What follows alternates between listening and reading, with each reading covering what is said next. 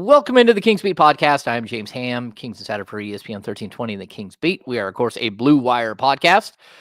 Joining me today on this fine Saturday for a live show, last-second live show, Fox 40 Sean Cunningham. Oh, I botched that. What's up, Sean? That sounded pretty good on my end. Yeah, the inflection was different. It sounded like it kind of hurt the throat a little bit there, but no, I'm doing great. Looking forward to another night of Kings basketball. If it's anything like last night, it's gonna be a lot of fun. But how's everyone's backs? Is everyone's lower back any tightness in the lower back? I know, James, your back is always always a mess. Mark. Yeah, it's always a mess, Sean. It's always a mess. Mine's all right. So I feel the pain. We're also joined by Brenden Nunes from the Kings Bulls podcast. Brenden, how are you? Doing good. A little tired, nothing too crazy. I think, like Sean said, if tonight is anything like yesterday, hard to be disappointed, but it's, not expecting someone to live up to that too short halftime performance. The first half of that game was not the most entertaining. I thought a decent amount of us might tune into that Jake Paul, Mike Tyson fight, but too short seemed to bring some energy back in that stadium. Oh, see, look at that was awesome. For me, I had a great time. You were moving. You were like jamming out. I had a really good time. I'm surprised Brenden knew who the hell Too Short was. So that was a win in its own right. He was that was literally, I mean, I'm dating all of us, but that was probably next to MC Hammer, my second hip hop album, and it was obviously a much different type of album than what MC Hammer was. It came with the explicit lyrics label on there, but my first Too Short album was actually Cocktails, and that was when I did back in the day, you got the Columbia House, get all your 12 CDs for a penny kind of a deal that everybody like bankrupted themselves on. I didn't, but I was always good with it. But yeah, it was pretty. It's always a treat to see him. I've seen him many times in concert. Bottle Rock, he did the Mount Westmore performance with Ice Cube and E40 as well. But this is his second time performing a Kings halftime, and both times were very enjoyable. That's funny, because I don't really know Too Short. Like, we all know that James has no idea what's going on with rap or any of that stuff. But I find like when we do see those guys pop through, like I know plenty of their music. It's just I don't know all their music. I'm like there's a song here and there. I'm like, hey, look at that. I know that. Do you know Too Short's favorite word? Go ahead. The whole stadium knew it. Yep. That was my favorite part. The whole stadium except for James and the children in the crowd. James leaned over and said, "What did he say?" I did not say that, Sean. I did not say that, Sean. Whatever.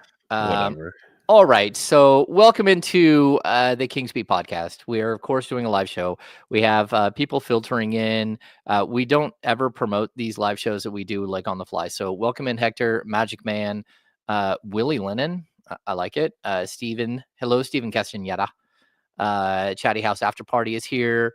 Hopefully we get more people throughout the show, but the Sacramento Kings are coming off one of the toughest losses that I've seen during my time in Sacramento, and not because like they had a bad beat or something like that, but very specifically because De'Aaron Fox was off the charts amazing. And anytime you see a player score 60 points in a game, which, to be honest with you, I'd never seen live before, but anytime you see someone get on a heater like that, you kind of wish that they would win the game so they can enjoy the moment fully. Where are you guys at with the Fox performance last night? We'll start with Brenden. Yeah, I think it sucked from the perspective you just talked about. I mean, you want to be able to really lean into how great of a performance that was, but it's going to get overshadowed by the fact that it came in a loss. And I do think that's understandable, but Fox did everything he could out there. There was no Malik Monk, no DeMar DeRozan. Domantas Sabonis got banged up fairly early in that game and wasn't moving amazingly and is still playing 40 minutes out there. But it felt like the Timberwolves were recognized that a little bit and kind of going at him to an extent. But it still, I think you can appreciate what Fox did on that night, obviously. I mean, the fact that it's on 35 shots, the 6 of 10 from 3, 10 of 11 from the free throw line, I think is a really big deal specifically for De'Aaron. Started getting a little bit more passes in there later, but in that third quarter, like I said, after halftime and going into the third, it kind of felt like that was going to get out of hand at a point. And Fox just kept willing them back into that game. And at some point, I thought he was going to get exhausted.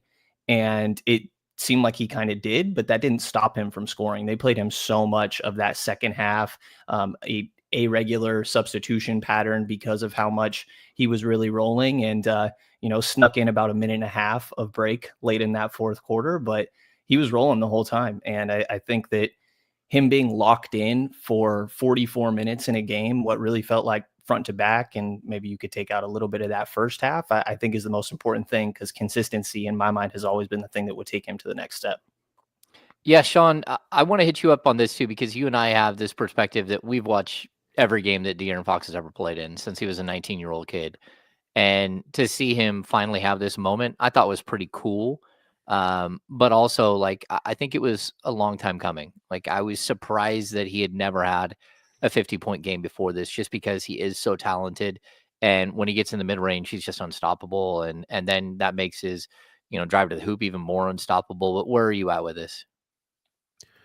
No, I mean, it was a hell of a moment. There was, I asked some people in the locker room about, enjoying it despite the loss, because it was truly a unique experience, not only just for De'Aaron Fox. I mean, you mentioned it, James. I was kind of thinking about that last night. I was like, I never looked at De'Aaron Fox and figured he would score 60 points in a ball game.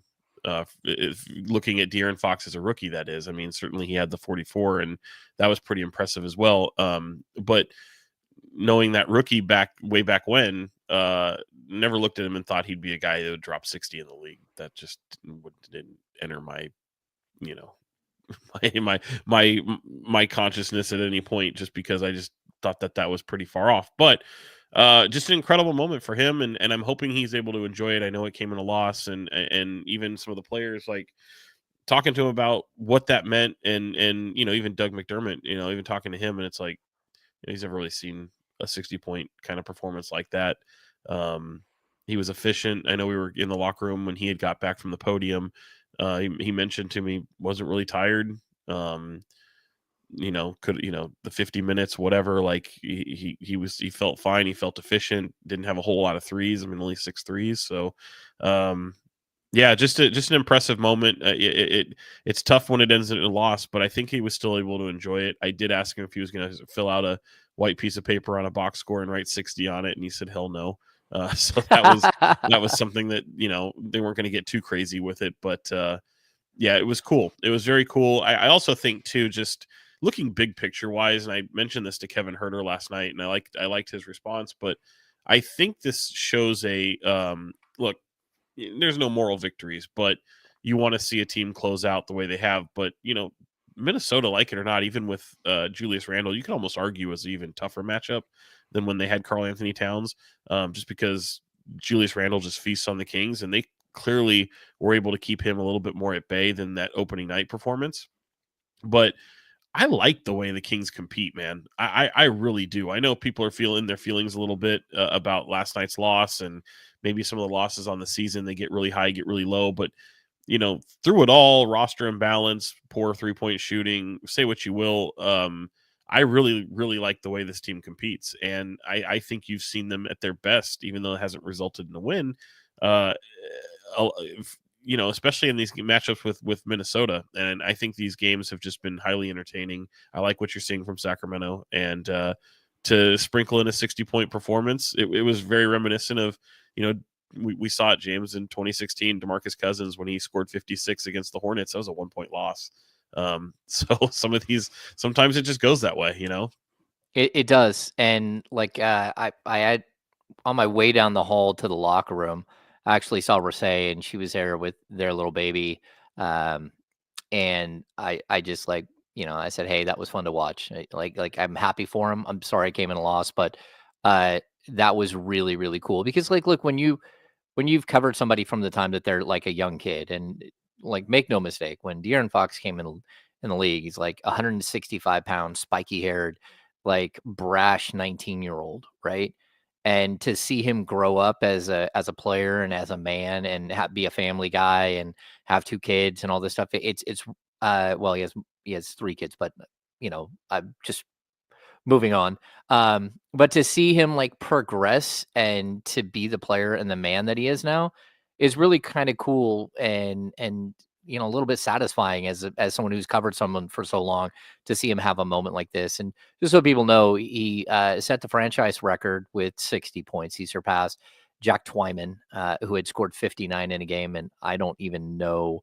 Will Z did how many days it was? It was like something crazy. Well, it was 1960. It was 1960. And then, of course, the Sacramento era was the 56 by DeMarcus. And so he was able to surpass both of those marks and become, put himself in the record books in Sacramento just for another thing, because he's going to hold a good portion of the records in Sacramento as long as he decides to stick around in Sacramento. And he's already if he plays 79 games this season, he's the all-time leader in games played in the Sacramento era, surpassing Jason Thompson. 3-point shooting, he'll be there. He'll eventually get to Buddy Hield. He'll surpass Peja Stojakovic. There's going to come a point where he's already, I think, the all-time assist leader in Sacramento Kings in the Sacramento Kings era. He'll go down as a leading scorer. He'll go down with all of the record books. Steals too. Steals is going to happen this year. He's not far off Doug Christie at the moment. Yeah, that's absolutely wild. Okay, so Secure Nabagley in the chat says it's 23,681 days. That's a lot. And that's from Wilsey. Wilsey stats. Yeah, I enjoyed watching, and it was efficient. It didn't feel forced, and it also felt like he tried to involve people, and there was potential for him to do even more. Even they were down 3. He got to the paint. He dropped a pass back to Sabonis for a wide open 3, and Sabonis bricked it, which would have tied the game. Even that, he was still looking for his teammates when he had 60 points. And so I thought it was one of those moments where, just a guy has something special in him for one game. And I don't know what that means moving forward. And I'm not looking forward to what that means for the tonight when the Kings play again against the Utah Jazz. And just so people know, the injury report came out about 30 minutes ago. DeMar DeRozan is out again with lower back tightness. But Domantas Sabonis has been added to the injury list, and he will also miss tonight's game with lower back stiffness or soreness, whatever they're saying. And of course, Malik Monk is out for I think Malik is out for another week-ish. So hopefully he's back sooner than later. Let's kick off there. What do you guys think we see tonight? Because I think that this could be a little bit ugly against Utah Jazz, who are missing. Well, they're getting a few players back. Lauri Markkanen will be back. Walker Kessler will not play. Colin Sexton will play. I think this is going to be a motivated and rested Jazz team. Yeah, I mean, go ahead.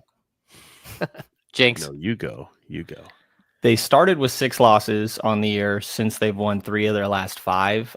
They being Utah, had a little bit of a break since their last game. Well, not playing on a back-to-back like Sacramento is. And I think just the nature of a double overtime game where De'Aaron Fox played 44 points and obviously the 60 points we talked about, I think that takes a lot of effort, obviously. Keegan Murray, 45 minutes in that game as well. And I thought he looked pretty exhausted by the end of it. You have Trey Lyles playing 41 minutes, Kevin Huerter playing 31. I think just kind of the nature of a double overtime game that was that neck to neck. You wonder how they're going to respond on the second night of a back-to-back. I also think that, maybe De'Aaron's little joke about Keegan's previous career high, maybe not counting because it was against the Utah Jazz. I wonder a little bit if, that probably made it to the Utah locker room at some point, right? Not that really should factor in that much. I guess I'm kind of throwing that in there because I thought that was a funny remark from De'Aaron. But I think for the most part, this is a team you should be able to take care of business of. But I would understand if you came out and just didn't have great energy and Utah knew that coming in and was able to jump out to an early lead. And to clarify what Brenden just said, De'Aaron Fox said that, but he thought the Kings were playing the Portland Trailblazers tonight, not the Utah Jazz. So he did throw a little shade at Utah, not knowing that he had to play them less than 24 hours later. Go ahead, Sean. That was funny. No, I mean, he really thought it was Portland. He did. He started talking about how they play hard and, they've got some long athletes. And then it was you play Utah. It's we do. It's like, yes, bro. You play the Jazz.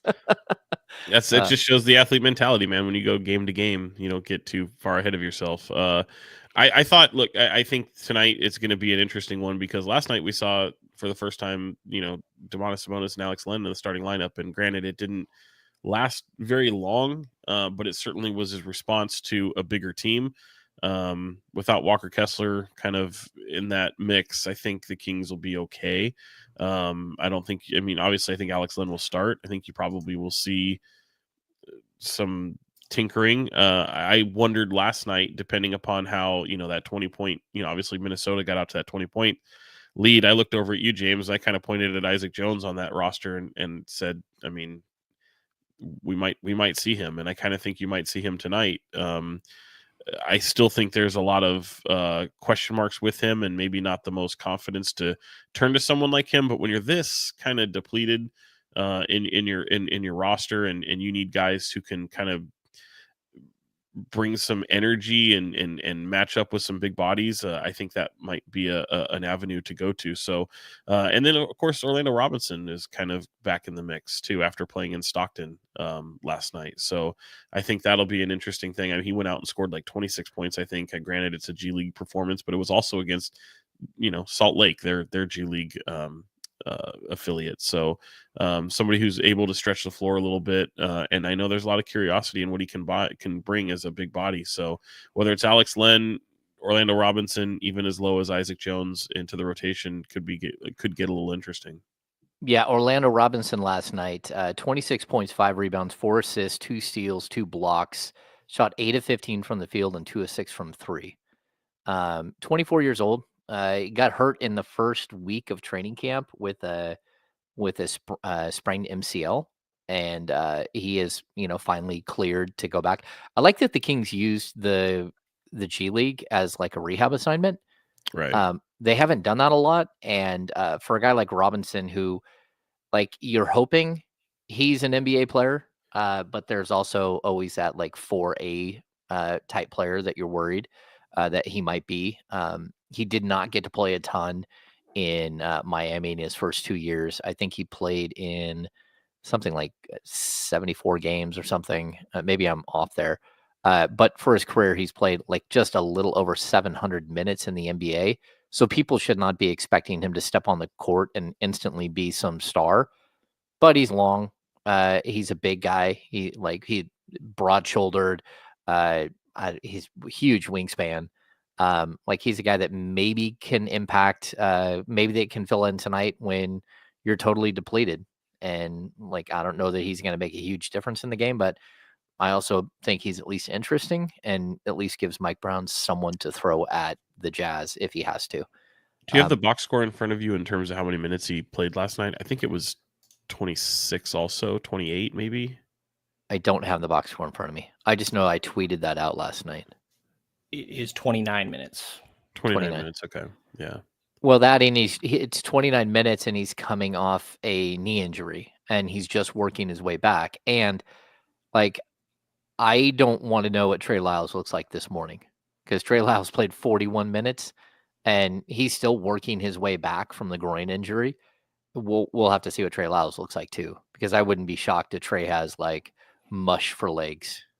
He hasn't played more than I want to say 22. Maybe he played 26 minutes a couple of days ago as he's been sort of ramping up, but that's a big jump to go to 40 plus.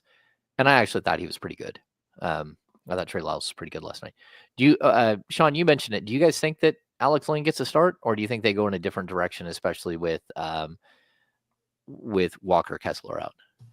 I think they'll probably start him. I think just for continuity, and obviously he's going to play in this game. He didn't play a ton last night, so that's kind of a benefit in having a guy who didn't really, go long in the minutes category. So, and he's also a part of the rotation as it is. So I think, I would bet that they would start Alex Len. Yeah.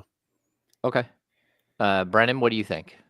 I guess the same. I would think Doug McDermott as like an outside shot as well. And the only reason I don't say like Trey Lyles, and just to give some clarity to listeners, like Mike Brown always justifies it on, I want to keep my bench rotation and those players in a similar role. No, they know when they're coming in, typically know when they're coming out. Obviously, if you're rolling, and like Trey Lyles example last night, injuries going on, you might play more. But it keeps consistency for everybody else down the line. And Alex played 9 minutes last night. For what it's worth, I don't think those minutes were very good, but they also didn't kill you. I don't think that's what lost you that game. So I understand the logic, but personally, I would probably go Trey Lyles here, but I could see Mike either going back to Alex or maybe Doug McDermott.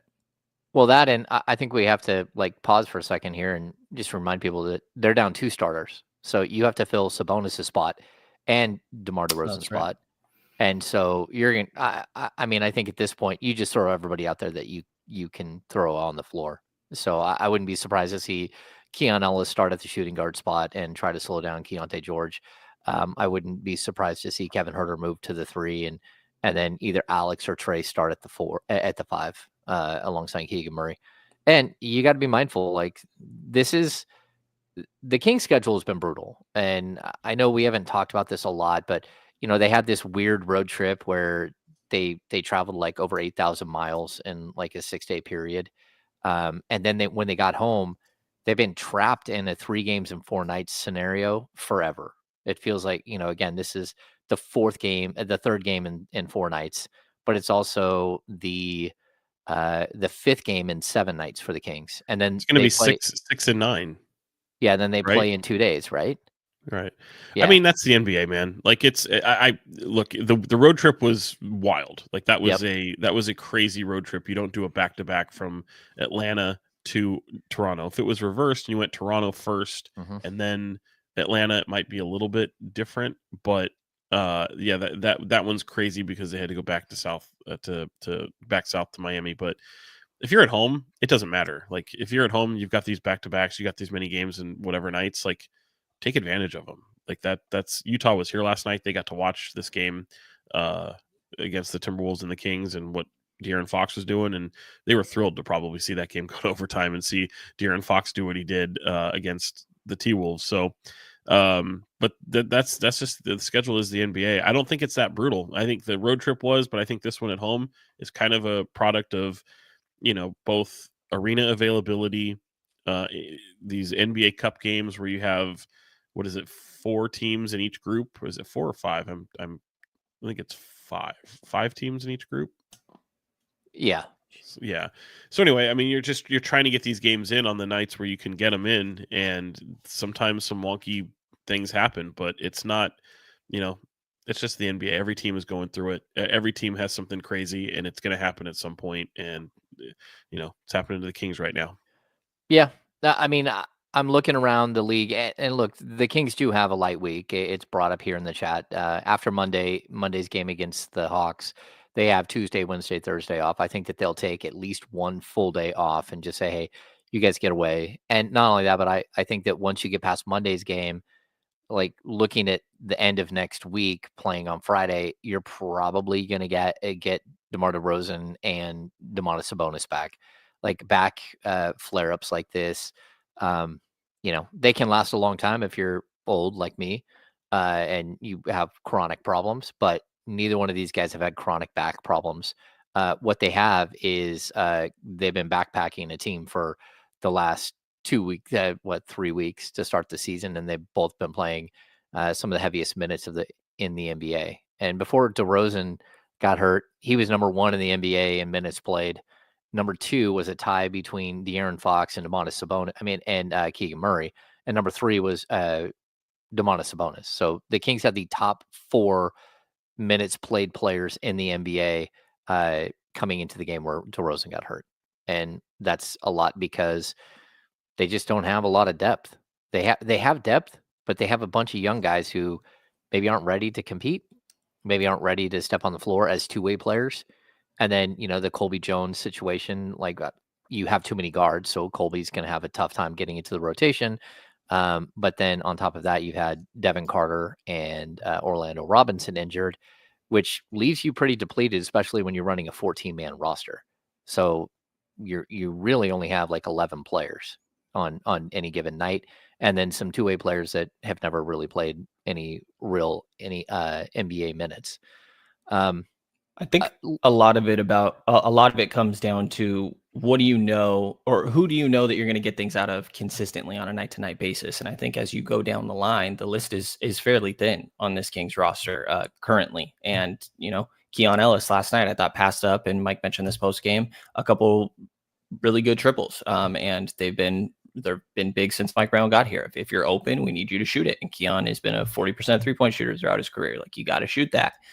And defensive effort, obviously that's his strength. You know what you're going to get a little bit on that end, but you need more on offense. Kevin Huerter, a little bit of the opposite. And you can kind of go down the line. I actually think Jordan McLaughlin has been really good recently for what it's worth. I think he pushes the pace really well, especially when Fox goes out and you're able to maintain that a little bit. Even saw them play alongside each other a little bit last night, but it's just, I feel like it's hard as you go down the line of who do you feel like you can rely on night to night.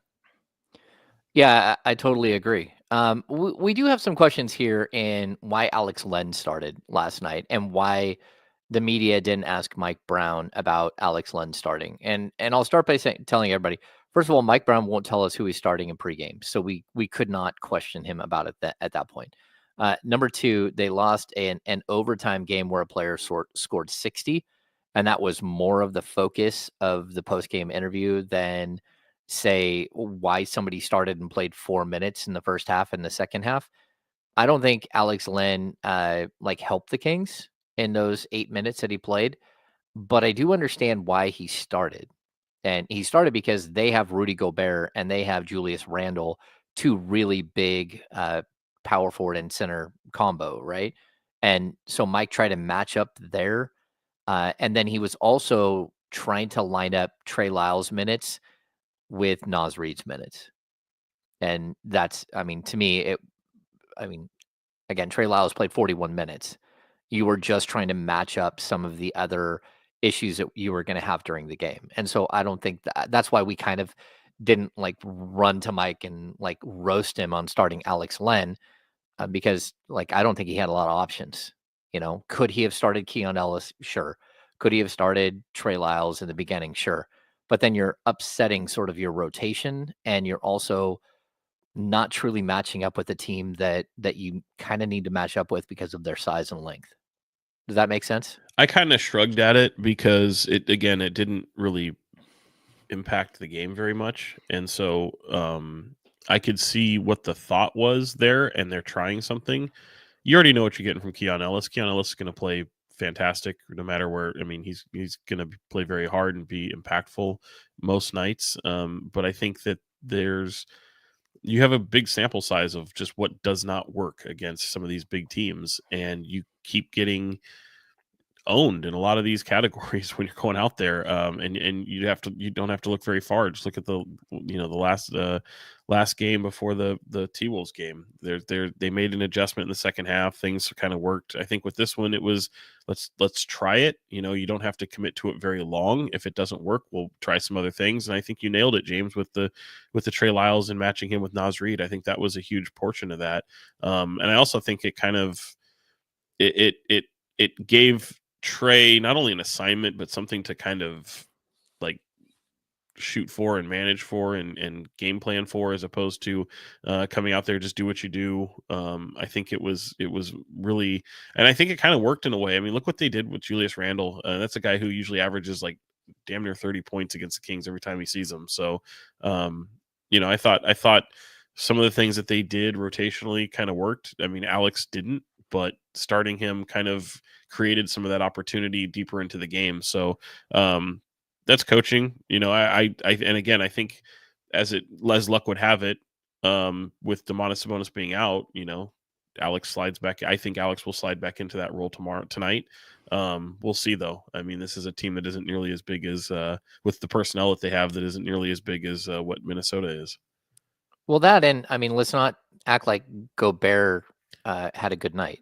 Gobert had 11 points and 11 rebounds and 4. Well, yeah, but he was still a problem. The Kings, his presence makes the Kings have to do different things alone, and they did a brilliant job of, and that's why De'Aaron Fox really got off. He can get, as he talked about, the floater around him. He can get, he knows how deep Gobert will be into the paint. He knows how to maneuver that, and obviously his bread and butter, man, that free throw line extended jumper is always automatic. So that's what really got De'Aaron going. But if you remember, guys, I mean, there wasn't much else going.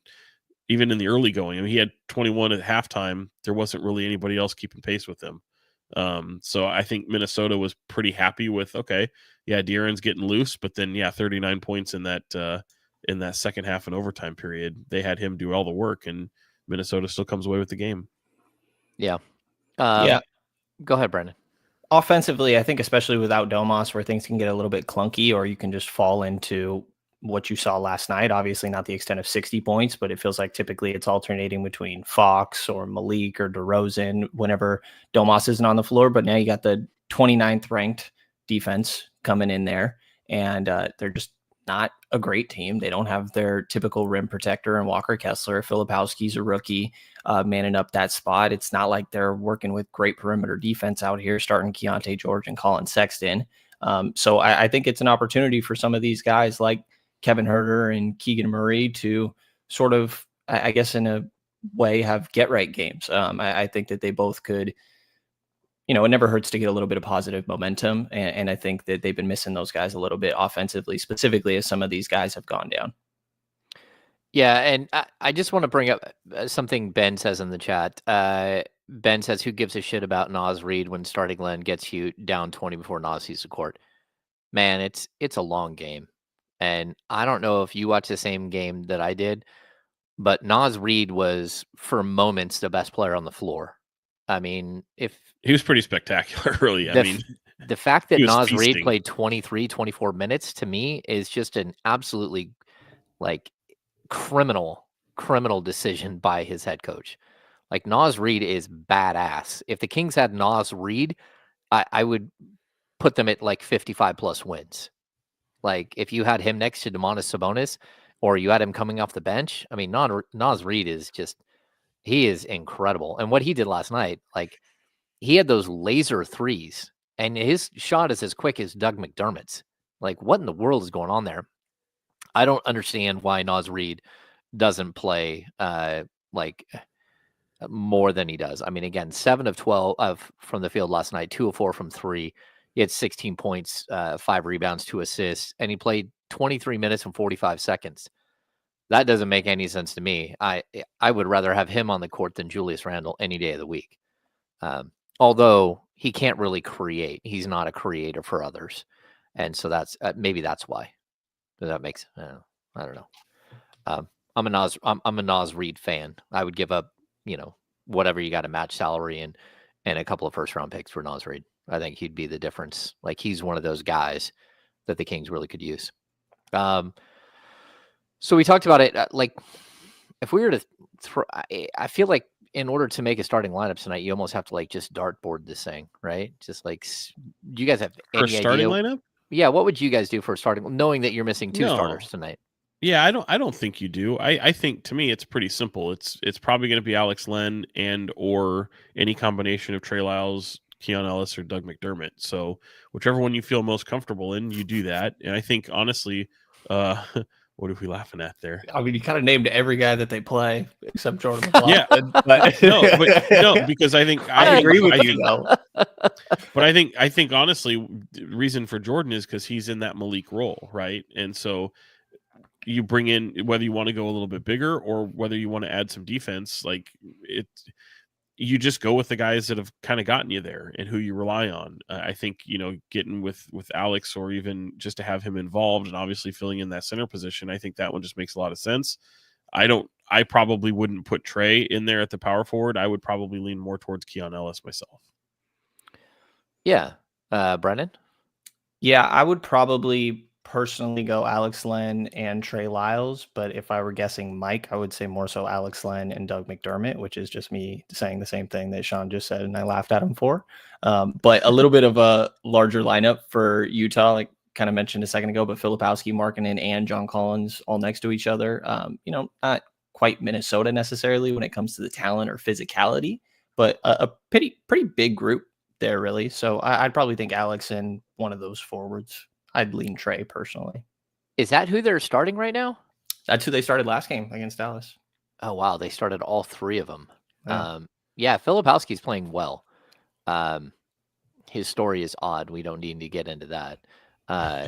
It's super odd. You guys go ahead and search that story out. We're not going to get into that story. Nice player, though. I mean, I liked him as a player, but that's pretty wild. I like him as a player as well. I think he does have talent. And the one thing about Filipowski is he is one of the few players that I've seen come into the draft in the last few years that has a negative wingspan to height ratio. So he's not long. He's tall, but he doesn't have like a big wingspan. Maybe built a little bit like Costa Koufos, but a totally different style of player. I don't know how Mike handles his starting lineup for tonight. I got to be honest. I think it would make sense to move Kevin Huerter to the small forward spot, but then you're going to match him up against John Collins or whoever's playing the small for those guys. And we keep bringing up John Collins. John Collins played absolutely out of his mind this year. He's been really good for them. And that's one thing I would point out. John Collins has put himself back in the discussion for players that teams might want to trade for at some point. But this is not a good Utah Jazz team. It's just not. I mean, they're 3-8 on the season. It doesn't matter who they're starting. It hasn't gone all that well. They're trying to bring young players like Keontae George along, who's averaging a little under 15 a game. But even Markkanen's only averaging 16 a game. Colin Sexton only 15-7 a game. John Collins is 18 points, 7.8 rebounds. He's shooting 37.1% from three. That's where you start to get into a little bit of trouble with that team. I just think he's got a lot of skill. I'd say Jordan Clarkson too. I feel like he's a little bit of a problem at times on the perimeter. I think he did pretty well against them in that first game, the first matchup they had this year. It's a walking bucket. It is. That dude never seen a shot he don't like. Yeah. No, he's a walking bucket. He's like a little Lou Williams. He's a heck of a player, and he has been forever. Okay, so let's just recap here. Thanks for joining us, King's Beat Podcast. We're doing a live show. We got 100 people in here, which is crazy because we didn't announce this. But if you guys don't mind, hit the thumbs up for us, please. Please say please. We're pushing. We're trying to get to 5,000 subscribers. So if you guys don't mind, subscribe to the channel if you don't already. So then that way you get alerted when we do a live show like this, and you don't have to wait for a tweet or whatever to pop up. So that would be cool. Also, jump on board with the King's Beat, become a premium subscriber, do all that stuff. Go to thekingsbeat.com. Also, I was telling these guys earlier, I've been trying Blue Sky as a Twitter alternative. So you can find me on Blue Sky now. Just exclusively? Like you're not, did you abandon your... I have not abandoned Twitter. But I will tell you, like over the last couple of days, I will tell you that the Twitter following is shrinking, which tells me that people are literally logging off Twitter. They're going away from Twitter. So I live tweeted from Blue Sky last night, which was just like an experiment, but I was experimenting between Twitter, Threads, and Blue Sky, and Blue Sky seems to be the one that a lot of basketball fans are sort of moving to. So give that a whirl if you're out there. I think it's at James Ham NBA at bluesky.whatever. Anyway, it's different. What else do we got, guys? Like the injury bug.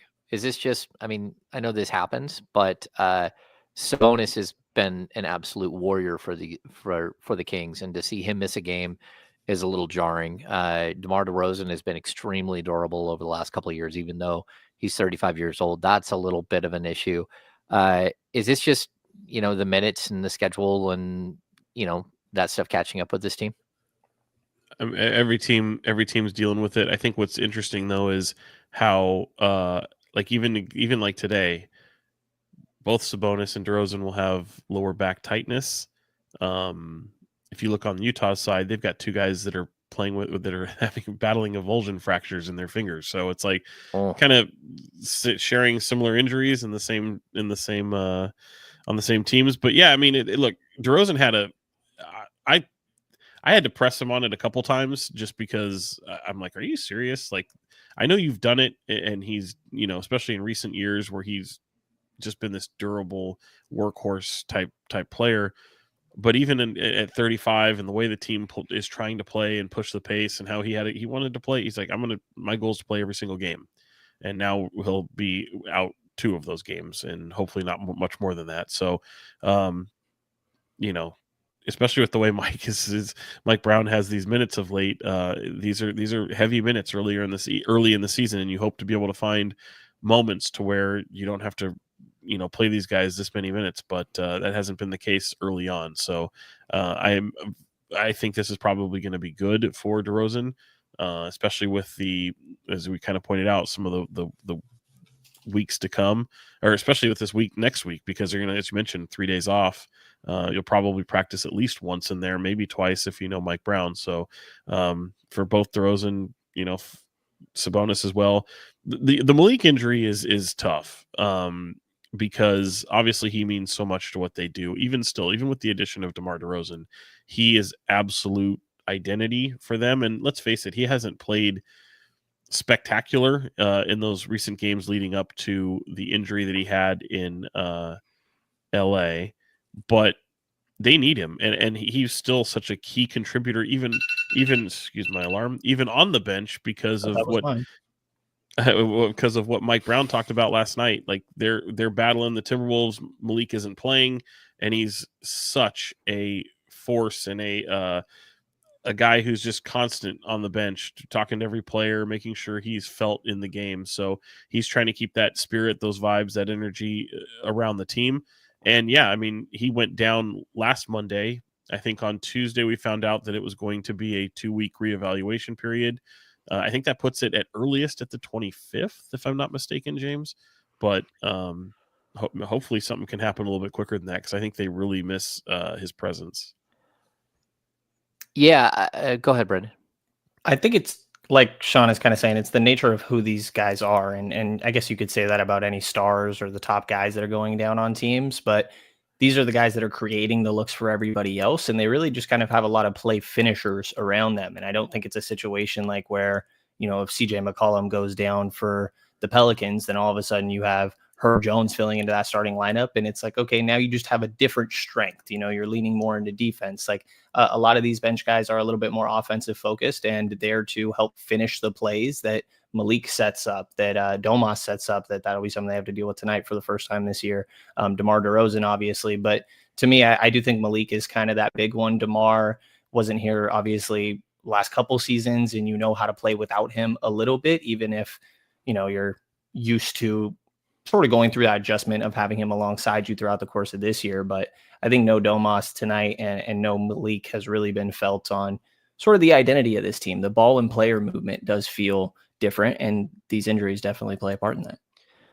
Yeah, I think the injuries are pretty substantial right now.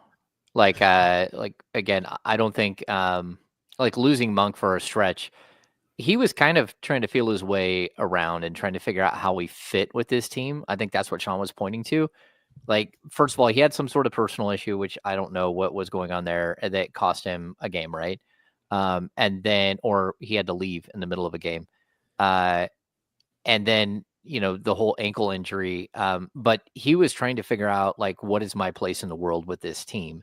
And he was also trying to figure out, how do I play with an evolving second unit? Again, most of the games he played this year, Trey Lyles was not an effective player at all. And now Trey Lyles has figured it out. He's working through his slump.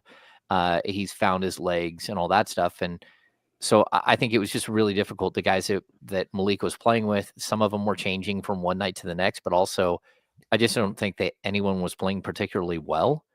And it's something that he's had to fight through as a player. And now maybe getting a little bit of a step back, I think it might be a good idea. It might be a good thing for both DeMar DeRozan and for Malik. I think Malik will figure out where he can attack from. But I also think that when DeMar DeRozan went out of the game the other night and the Kings pop off for 38 assists in a game when they were in the bottom 5 in the league in assists per game before that, that might have been a little eye-opening for DeMar. Okay. They're also hitting shots. You can't get an assist unless someone makes their fucking shot. So assist numbers don't exist unless somebody hits a shot. So just I agree, but the ball wasn't moving the same way. But also DeMar DeRozan is a playmaker. Like he is one of the team's best playmakers that they have. And just bear that in mind. I will say this. I did ask that question to Mike Brown. Like, having DeRozan go out, was it easy to snap back into a style of play that was maybe more similar to what you would see last year? Whatever. I don't think one really had anything to do with the other, and I actually liked Mike's response with that. But at the same time, you're still running a lot of the same action. You're just taking away some of the mid-range. That's all. Well, yeah, but I'll counter that with my point of view on it is very like living in the mid-range is like the devil's game in the NBA at this point. And what that does is it really cuts down on your ability to get to the paint for your paint touches that Mike likes to talk about all the time, because the defense is already out a little bit. They're not shrunk in, like you're not having this expand and contract thing that the Kings like to have happen. So the reason why they're trying to get paint touches is to collapse the defense. When you got a guy who's living in the mid range, it doesn't collapse nearly as far. Yeah, and I think even with the mid range game that they have incorporated with the addition of DeMar DeRozan, that is I think Mike Brown's point would be is that should not take away those paint touches. And I think that is the kind of the overarching theme of these first 11 games that they had before he went down, which is the paint touches still need to be there despite those mid-range looks. Now, they have been playing a lot of iso ball. I would agree that the ball has been stickier down the stretch, but that's also natural when you have two guys like DeRozan and Fox who are, the type of guys that are going to be in takeover mode during the fourth quarter. So,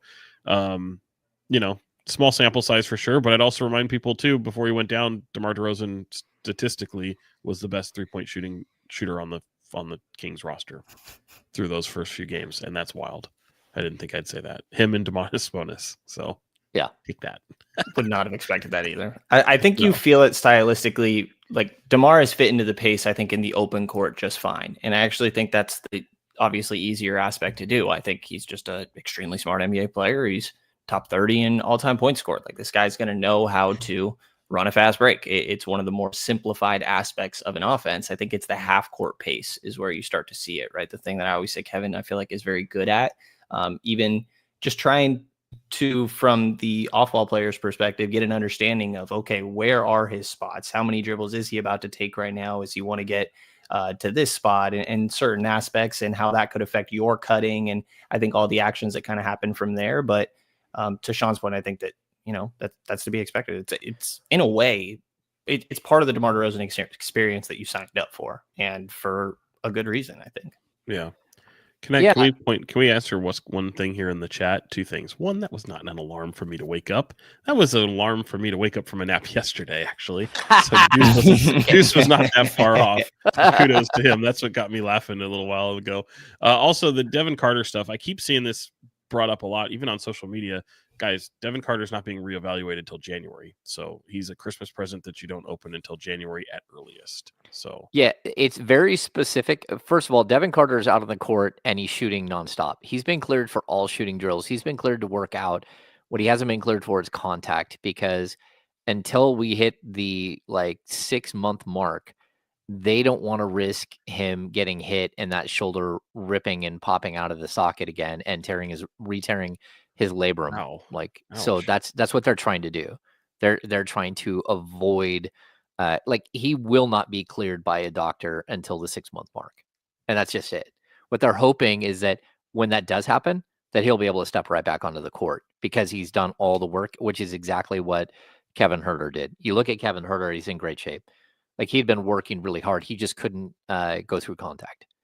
And it's sort of the same thing they're doing. And to get back to the DeMar thing, look, I'm not blaming DeMar for the lack of, you signed DeMar DeRozan knowing that that's who he is. And it's on the Kings coaching staff and the players to design something that works for basically what he does best, which is live in the mid-range. But that doesn't excuse the fact that the assist numbers are just clearly down. And some of it is because of the lack of 3-point shooting. But some of the reason why the 3-point shooting hasn't worked is because like it doesn't have the same flow. And so like, look, you have to learn how to play with DeMar, and DeMar also, despite him being 35 years old, he needs to learn how to play with the Kings in order for this thing to keep flowing and to get all these paint touches and spray threes that Mike talks about all the time. They're getting some of those paint touches and they're getting some of those spray threes, but they're not in the flow of the game, because when you start doing isolation ball, it slows everything down. And so there isn't this whole player and ball movement the whole time. And that's where I think the Kings are at their best. They just have to figure out, one, he's got to figure out how to integrate himself in a little bit better. And two, the Kings have to figure out how to work with his skill set as well. And I don't think that that's happened quite yet. But that doesn't mean like he hasn't been an extremely effective player. I think he has. No. Anyway. No, yeah. You just got to hit shots too. I mean, that's the biggest thing. Straight up. Yeah. I mean, I think you have a little bit of a bad cocktail of things that have kind of gone on, but at the end of the day, like they've got, when they're healthy, they have 3 dudes that are capable of taking over a game. And we've seen DeMar DeRozan take over a game in his short stint in Sacramento. So they've been able to kind of reap the benefits of that at times. So, and it's a style of play. It's different, but yeah, I do agree. It is on the coaching staff to figure that out. I think it's more so if you're going to rely on DeMar DeRozan the way you've relied that other teams have during the bulk of his career, and he has adapted at various points of his career. But there's a reason you brought in DeMar DeRozan. Yeah, I mean, the element he brings to the game is substantial, but I also think there's a give and take here, and you don't reinvent who you are because you added a player. You have to change some things, but you don't reinvent who you are. This team has been successful offensively the last couple of years, and you're hoping that ingredient is something that you can grow with. And again, I think getting a couple of games off to step back and see what that perspective looks like might actually help DeMar, even though he is a vet. Like it's just a different type of offense. It's a different group of players, and the guy who's sort of reaping the benefits but also going to pay the price is De'Aaron Fox, who went for 60 last night, but what does he have left in the tank tonight without him, without Sabonis, and without DeMar DeRozan? Like tough. Hopefully a lot. They're going to need, because they're probably going to need a 30-point game at minimum from him. Oh, at minimum. Yeah. I mean, they need him to go for 50 again. Yeah, I don't know how that's going to work, but that's what they really need. Let's talk about that though, real quick. Like the Kings, we're at this point where you're looking at, like, there's a good possibility the Kings lose tonight and they drop to 7-7. Is there any concern with you guys with how this team is playing, or do you just think like some of the scheduling snafus, some of the like they didn't look good against San Antonio. They've had like a stinker there, but outside of that, I think they've been highly competitive. But what are your guys' concerns, I guess, is a better question. Brenden, what do you got? I think the thing I'm waiting to see sort of straighten up is that 31.8% from 3, second to last in the league. Like I just feel like they're a better 3-point shooting team than that. But with each passing night, I mean, we're only 10 games in, we're only 14, 13 games in. And with each passing night, you start to be like, all right, is this going to finally happen or what? And it feels like that Phoenix game was kind of one of those. Minnesota slowed down a bit again. So I still think that will come back. But I think you need to continue to see, I think, just a little bit more from the 3 guys. Consistency would be Keegan Murray, Kevin Huerter, I guess 4, Trey Lyles, and Keon Ellis. I think, Doug McDermott can give you minutes here and there, Alex Len, Jordan McLaughlin in spots. But like I mentioned earlier, just knowing what you can rely on from some of those guys and, having a big night from one of them every once in a while. I feel like Keegan is sort of due to have one of those at some of these points, even though he's been pretty off from 3. And that tends to, I feel like, come even more so as the games go on and he's asked to do more defensively. He's playing a whole lot of minutes throughout the course of these games. But I think that offensively, I'm kind of waiting a little bit for some of my judgment until these three start to go down, because I think they will. And getting those paint touches and spraying out, I think, is a big part of that. But defensively, I still have a lot of questions. And when it came down to it, I thought this was a team that we were probably going to be talking about like a 5-6 seed, maybe, probably talking about make sure you stay out of 7, and it's still about what I feel. Sean? I would be looking toward Keegan for sure. I think this is a game that he needs to get to the 20-point mark. He's only done it twice this year, which is a little alarming. Only once this month, if I remember right. But I would think that would be crucial. It's going to absolutely be crucial for them tonight. I think sometimes he gets a little too nice, a little too unselfish, and that's just been the kind of the thing for him for when he came into the league. And now it's like Harrison Barnes is gone. Now that position is solely yours, and from an offensive standpoint, they have to survive on him letting it fly, and he does a lot for them defensively. So I don't want to take away from that end of the floor. He's been sensational in that regard, but I think this is a game where all those players go out there, and it's ironic that we were just talking about ball movement, but this is a game where they just go out there, and I think every one of them needs to be selfish. Go out there and score. Your professional basketball players, that's a bad team on the other end. They can be competitive, and you need to just run up the score as much as possible and do it as early as possible. So guys like Keon Ellis, who may have had some, role anxiety, coming into this season with the addition of DeRozan and not being able to start with Kevin Huerter coming back, go out there and score. So just this team plays within itself. It's an equal opportunity offense, and they need to all take advantage of it. Yeah, I think today specifically, I mean, you're missing 60 points. That's tough. I don't know what they're going to look like tonight. And look, if they fall to 7-7, I'm like, the sky is falling. This is a situation where you basically are going to go into a game without your superstar center, without your second leading scorer, without your six man of the year candidate every year who should have been the 6th man of the year last year. I mean, you're just super shorthanded. If you lose tonight and drop to 7-7, it's not the end of the world. And I know Kings fans, a lot of them will be panicking, but this isn't a panic moment. All right, let's get to the business of basketball. Hey, go ahead, Brenden. I don't know. That was a sound effect in itself. I actually like that one. That was just being in between two, and that's just what came out. It was something. Brenden. I saw it in the chat already. That Jared McCain is playing out of his mind for the 76ers. And then on top of that, Dalton Connect has been really, really, really good. So is Jalen Wells, by the way. What's that?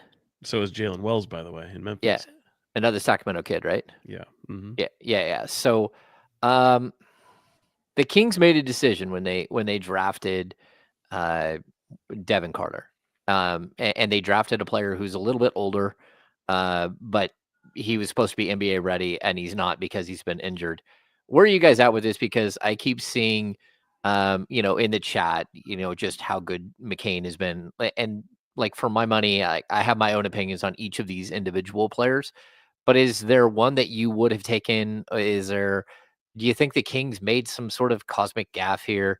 Where are you guys at with sort of what we're seeing from the rookie class and the fact that Devin Carter hasn't been able to step on the court?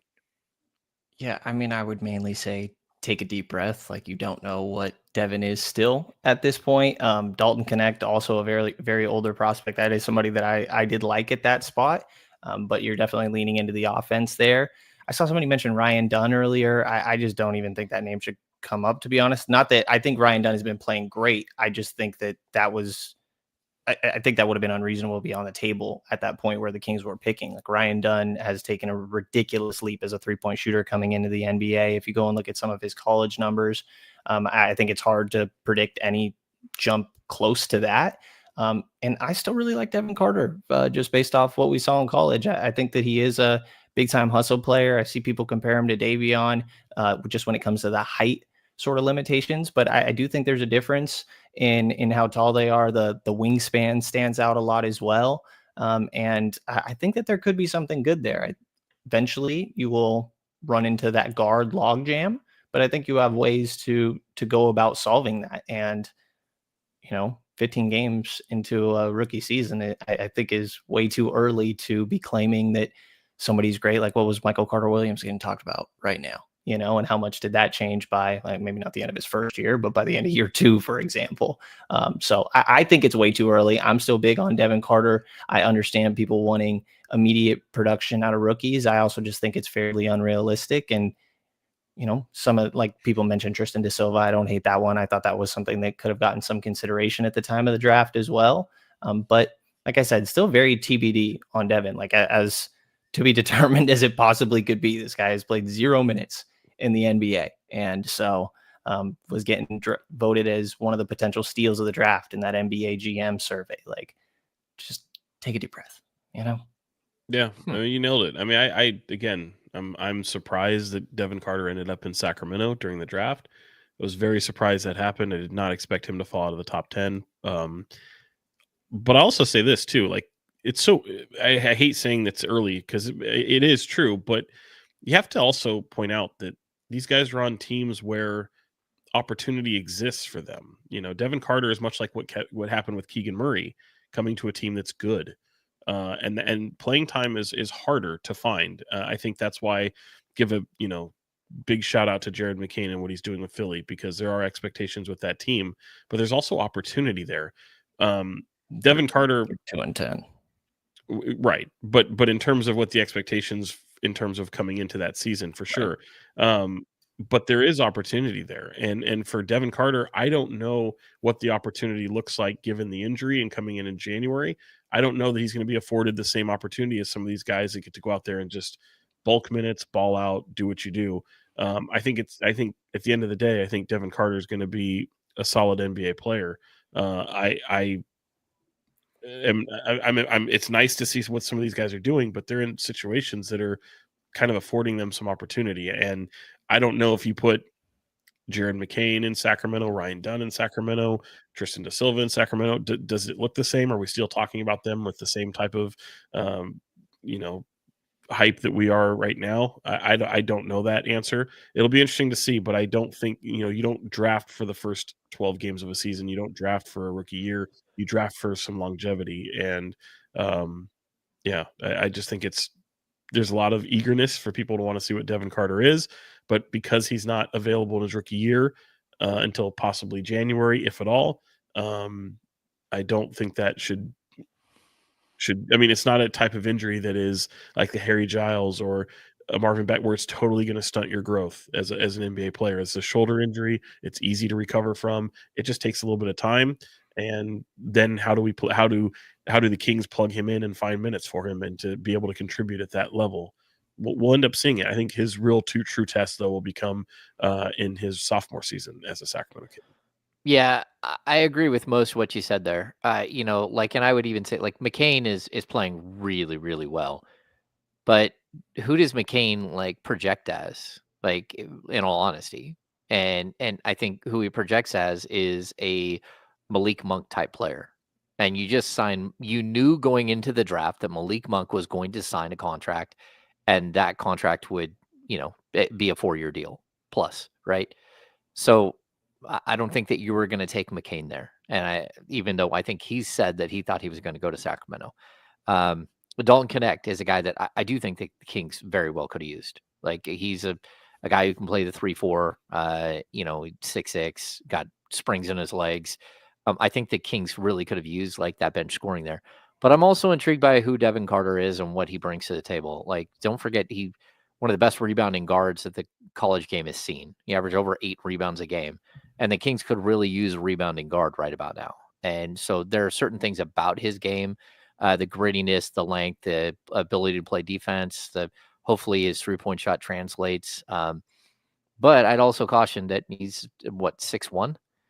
Like, it's an undersized shooting guard, or he's a backup to De'Aaron Fox. And so how does that going to work out? And you need to, kind of see how it functions and where Mike Brown kind of like where his trust level is with him. So I think we are a long ways from totally deciding whether this is a good pick or a bad pick, but it's certainly food for thought. Like we have to at least have this discussion a little bit because, there are players out there who are A, playing and B, playing really well. And the Kings could have had those players instead. And sometimes that happens.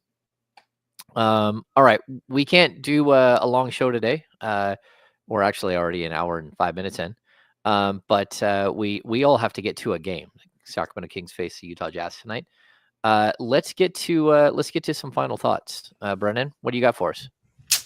I'm just trying to figure out a new favorite word after kind of yesterday that felt like the peak of favorite words. And I just was like, well, I never really have had a favorite word, and you're going back to the Too Short reference. I am because I didn't want to sit here and say that I have nothing. So this is what you kind of asked for, Sean.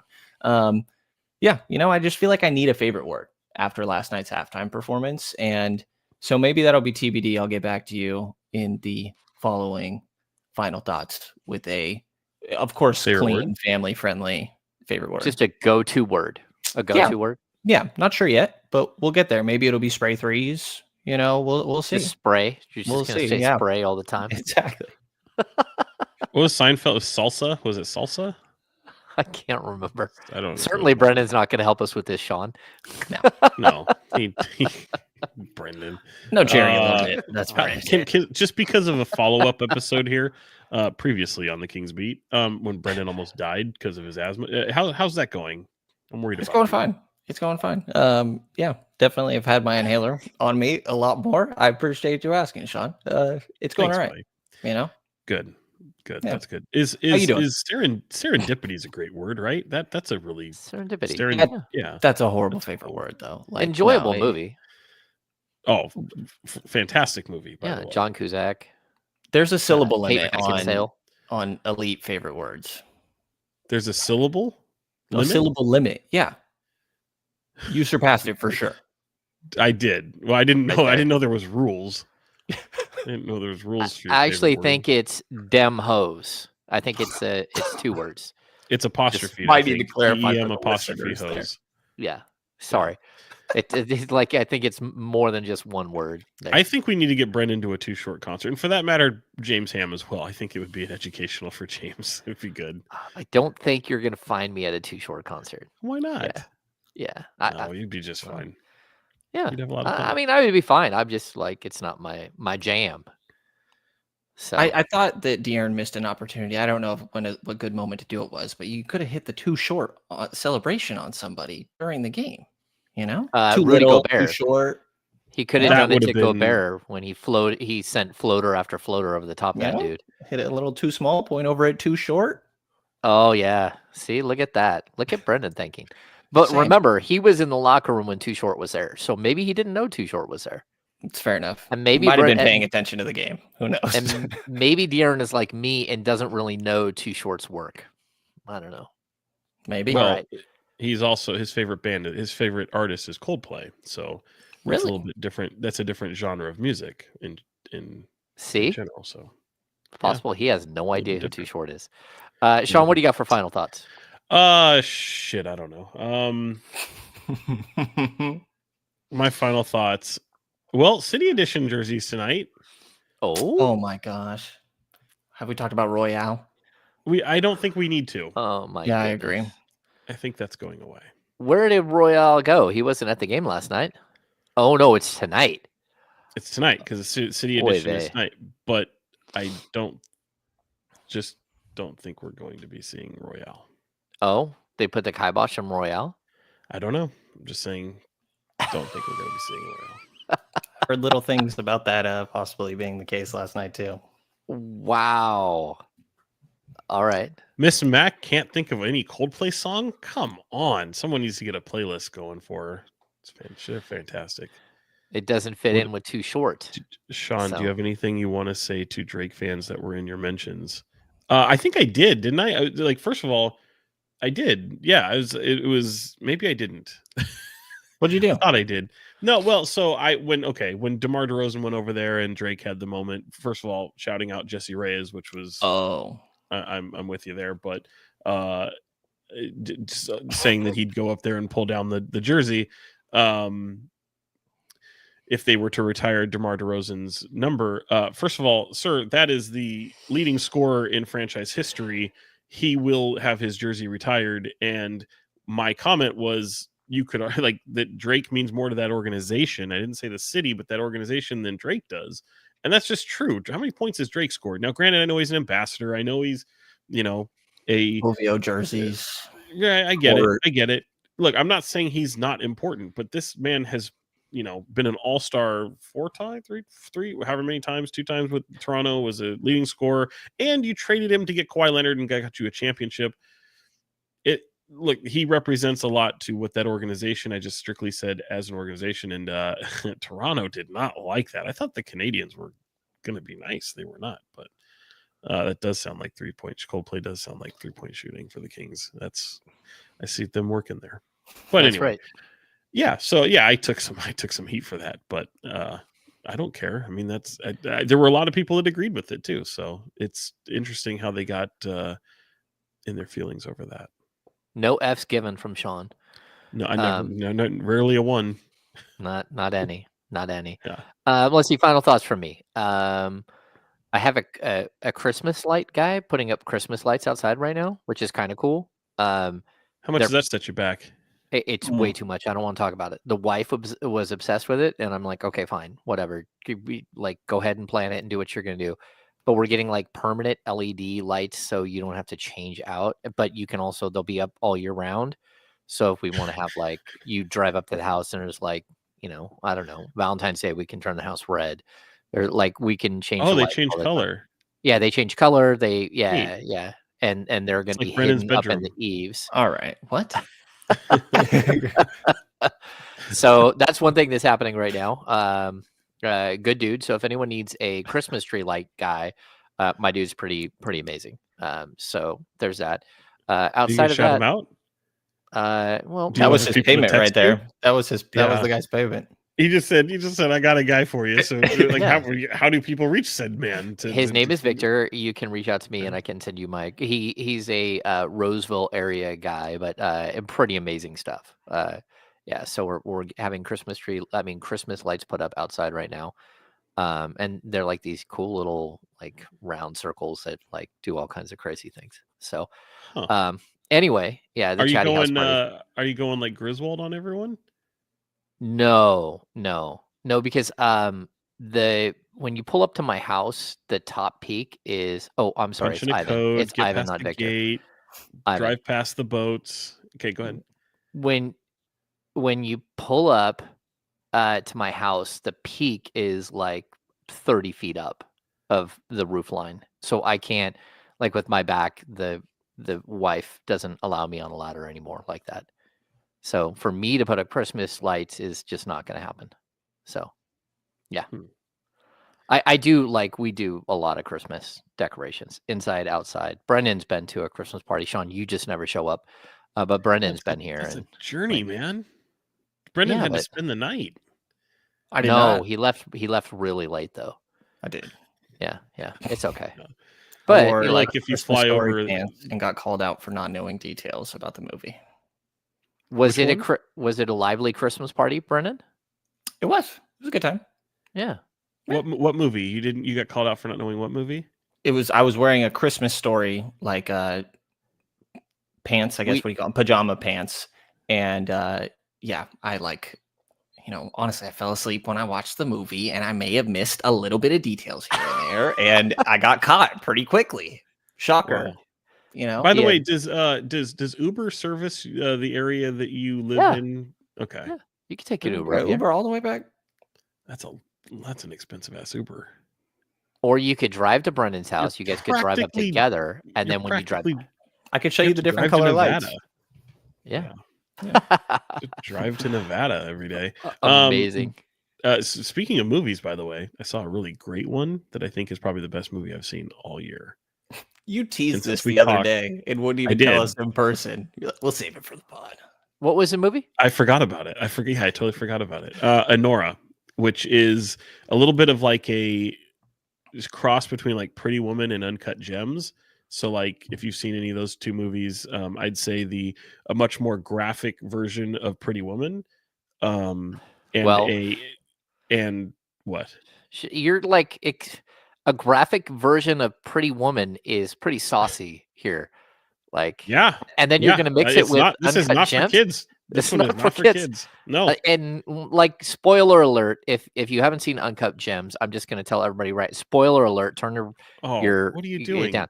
It's such a good movie. I was so happy when he was shot and killed. Like the angst of the movie. Like, I was so done. I was like, hell yeah! That is exactly how I wanted this thing to end. Please make this end. I do not ever want to see a Uncut Gems 2. No. Oh man. No. I am absolutely excited that happened. So it did. Well, see, no, there is. So there is anxiety that it did. Yes. I saw that. That it was fantastic. And so, you haven't seen it, have you, Brenden? I have actually. I did really enjoy that movie. Sean, this is what I'm talking about. That is what your description of that other movie sounds like.